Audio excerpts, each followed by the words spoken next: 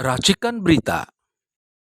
Catatan 2 periode kepemimpinan Presiden Joko Widodo telah menyisakan bagaimana diobrak-abriknya kekuatan kontrol civil society di tengah semakin melemahnya kekuatan kontrol yang ada di dalam parlemen. Konsolidasi di antara berbagai elemen ini menjadi sesuatu yang sangat penting. Kita tahu Papua Ormas telah membawa korban, bukan hanya FPI tetapi ILUMI UI juga termasuk. Satu istilah yang saya boleh Bang Bosardi untuk menyampaikan karena ini terkait dengan keberadaan akunnya beliau, yakni Sultan Indonesia juga menjadi korban dari kebijakan zalim, yakni keluarnya Perpu Ormas oleh Presiden Joko Widodo. Nah, saya akan berikan kesempatan kepada Dr. Agus Krisnantono, seberapa perlu konsolidasi di antara seluruh elemen dari berbagai latar kalau kita bicara masalah penguatan kontrol civil society di tengah melemahnya kontrol parlemen. Silakan Dr. Agus Krisnantono. Iya. Assalamualaikum warahmatullahi wabarakatuh. Waalaikumsalam.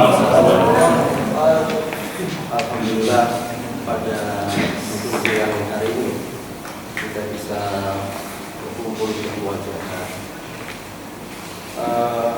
Karena diawali dengan masalah, kemudian masalah ini akan jadi musibah, dan di awal-awal kepemimpinan Prabowo di sini 100 hari ini merupakan kontrol sosial yang sangat luar biasa tingginya di saat kita yang senantiasa diberikan satu harapan. Nah, ini jangan sampai nanti jadi harapan itu menjadi harapan yang kosong. Oleh karena itu, kalau kita perhatikan mulai dari awal, maka sebenarnya Prabowo ini merupakan kandidat yang sangat luar biasa. Karena mulai 2009 untuk bisa meraih kekuasaan, 3 calon presiden dan 1 capres, ini luar biasa sebenarnya. Jadi sampai sekarang ini kalau saya hitung itu ada 3 pencalonan dan 1 capres dan 1 wapres. Oleh karena itu mau nggak mau pada saat kondisi sekarang, maka yang perlu diperhatikan itu adalah evaluasi saat Jokowi itu sudah tumbang, karena ini memang menghasilkan negatif legacy yang sangat luar biasa.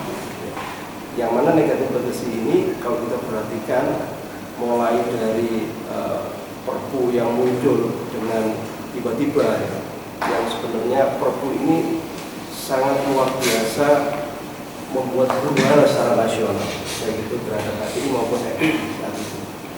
Kita perhatikan di 2017 ya, HTI tumbang dengan adanya Perpu Ormas, kemudian disusul dengan FPI. Sementara kontrol ya, setelah itu sangat lemah sekali, baik itu kontrol yang dikaitkan dengan keberadaan dari Ormas, sehingga tidak ada lagi kontrol Ormas yang mampu mengevaluasi jalannya struktur pemerintahan yang ada saat itu.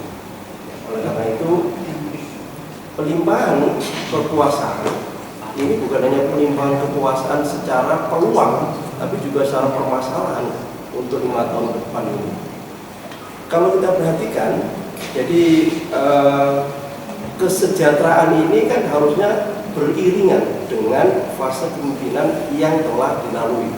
Tapi ternyata hutang semakin meningkat, kemudian korupsi juga semakin meningkat. Ini adalah satu indikator bahwa sebenarnya kemiskinan itu akan juga semakin meningkat kalau ya, kaitan dengan peruntukan anggaran itu tidak diserap secara optimal oleh masyarakat. Jadi kalau kemiskinan itu meningkat, berarti korupsi juga pasti akan meningkat. Nah, ini satu key performance index yang sebenarnya sangat gampang sekali. Kenapa? Ya karena memang ini sudah alamiah seperti itu. Ya, kalau ya korupsi semakin menurun, maka kesejahteraan juga akan semakin meningkat. Kalau ya perundang-undangan ini bukan tumpul ke atas, ya, tapi tajam ke bawah, nah ini berarti maka pembukaman secara secara nalar kritis dari masyarakat ormas itu akan semakin dinamis. Harusnya pemerintah itu harusnya bersyukur kalau masyarakatnya itu kritis dan ormas-ormasnya itu dinamis untuk mengevaluasi capaian-capaian yang ada, dan capaian-capaian itu justru sebagai satu pijakan fundamental untuk 5 tahun ke depan. Jangan sampai era Presiden Prabowo ke depan ini mencontoh apa yang dilakukan oleh Jokowi, dan ini sangat luar biasa. Kalau bisa saya katakan ini adalah early warning state atau peringatan dini negara kepada Prabowo. Kenapa demikian? Karena kalau ini mencontoh, maka endingnya pasti akan sama dengan Jokowi, tersandera, kemudian secara hukum juga tumpul, kemudian kekuatan berbalut dengan kekuasaan yang itu juga untuk para pengusaha dan penguasa. Maka ini akan menjadi satu catatan buruk. Jangan 5 tahun, ini setahun aja sudah harusnya menjadi satu tamparan keras bagi Presiden Prabowo ke depan. Oleh karena itu, untuk Perpu, kalau bahasa saya, ini harusnya ada anulir atau harusnya ada melakukan Perpu yang untuk memperbaiki bahwa Prabowo itu tidak sama dengan Jokowi, baik itu Perpu terkait dengan ormas maupun Perpu terkait dengan Perpu-Perpu yang ada kaitannya dengan sosial masyarakat. Kalau saya perhatikan prolegnas 2025 itu sangat minim sekali. Dari 41 rancangan undang-undang ini sebenarnya ya kalau saya katakan hampir pesimis untuk bisa memperbaiki Indonesia setahun ke depan, hampir pesimis. Karena 41 rancangan undang-undang prolegnas 2025 itu tidak esensi sekali untuk memperbaiki kesejahteraan di masyarakat, ketimpangan sosial, maupun kalau kita perhatikan 2025 besok itu tahun depan itu PPN langsung naik, ya, naik 12%. Kalau menurut Nurul Hayek, maka kalau PPN naik 12% itu sebenarnya merampas uang masyarakat secara negara, kewenangan negara. Kenapa demikian? Karena ini kan langsung, ini tidak ada negosiasi 12% kan gitu. Apalagi pajak, ya, atau inflasi. Jadi teori-teori ekonomi itu mengatakan bahwa inflasi itu juga merampas keuangan yang ada di masyarakat. Kemudian PPN yang menjadi naik itu juga merampas keuangan yang ada di masyarakat. Nah, kalau sudah demikian, maka ini kalau saya perhatikan seiring yang akan dilakukan oleh Prabowo adalah penguatan ketahanan pangan. Kemudian kalau nanti urusan sosial itu nanti akan penambahan dari anggaran pertahanan dan keamanan. Oleh karena itu untuk kedepannya sikap kritis ini adalah bagian dari suara masyarakat, suara ormas. Yang mana suara masyarakat dan ormas yang kemarin yang paling kritis itu adalah HTI dan FPI.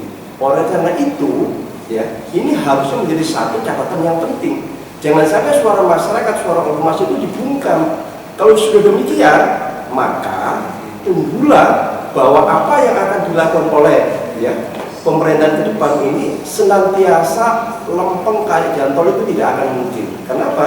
Karena catatan-catatan dari tim Koalisi Indonesia Maju itu adalah koalisi untuk berbagi jabatan dan kekuasaan, termasuk juga koalisi untuk berbagi keuangan ke depannya.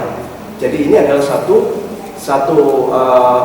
formulasi yang harusnya diberikan, bukan hanya sekedar pencitraan, harapan, tapi juga harusnya ada kenyataan. Oleh karena itu, ya, mumpung belum 100 hari ke depan, maka jangan sampai ini sama saja. Jadi apa yang telah dilakukan, ya, apa yang akan telah diberikan kepada pemerintahan Prabowo ke depan. Demikian. Terima kasih Dr. Agus Susmantono atas perspektifnya. Terakhir,